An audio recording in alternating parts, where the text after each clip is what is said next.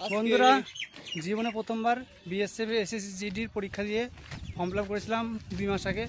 এখন পরীক্ষা পড়েছে কলকাতা। এটা কি জানিস জায়গাটার নাম কি? এই বড় 5 টাকা।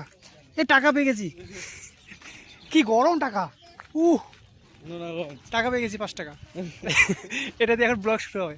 তারপরে কি জানি বলে নুনাগঞ্জ নাকি লোনাগঞ্জ। তারপর তোর হচ্ছে দীপকুমার আমার সাথে এসেছে, তো দেখতে পাচ্ছ প্রচুর পরিমাণে গরম, আর পাশে সমুদ্র দেখতে পাচ্ছ। এখানে বেশি গরম হলে এখানে ডুব মেরে চলে যাবো।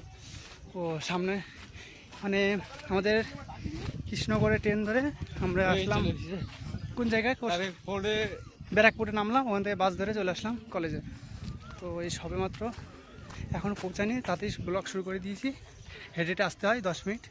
আর এখানটায় সবাই সুইমিং পুলের পাশে গাছে বসে আছে, ঠিক আছে। সবাই মাত্র তোমরা দেখাই 1 সেকেন্ড। এই যে সবাই শিক্ষিত, চাকরি পাবে সবাই।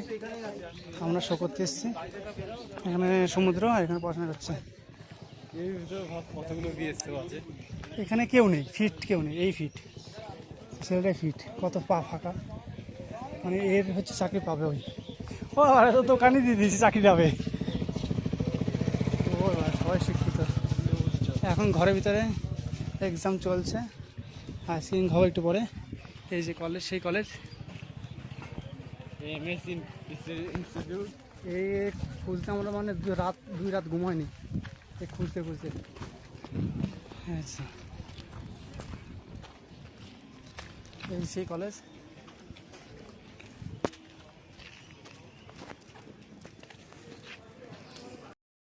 ঘুরতে ঘুরতে দেখতে পাচ্ছ এখানে আসলাম, কি গরম।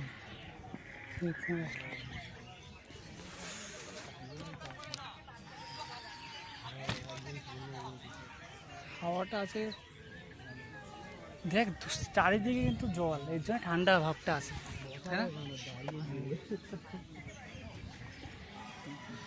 সবাই বিএসএ প্রথমেই বলছে হবে না, হবে না বলছিল। ডকুমেন্ট দেখালাম। বন্ধুরা, পরীক্ষা এবার আমরা ঢুকবো। সেকেন্ড শিফটের যারা তার পরীক্ষা দিয়ে তারা বেরোচ্ছে, দেখতে পাচ্ছ। আর কি এখন আমরা কিছু খাওয়া দাওয়া করিনি, খাওয়া দাওয়া করতে হবে। গরমে থাকা যাচ্ছে না। ওই ফেসে গেলাম। কিছু খাওয়া দাওয়া করিনি।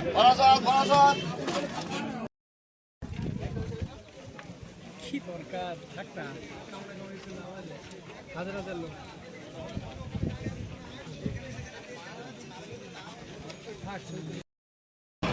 বন্ধুরা, পরীক্ষা দিয়ে বেরিয়ে আসলাম। সেই গরম 3 ঘন্টা ঘরের ভিতর থেকে।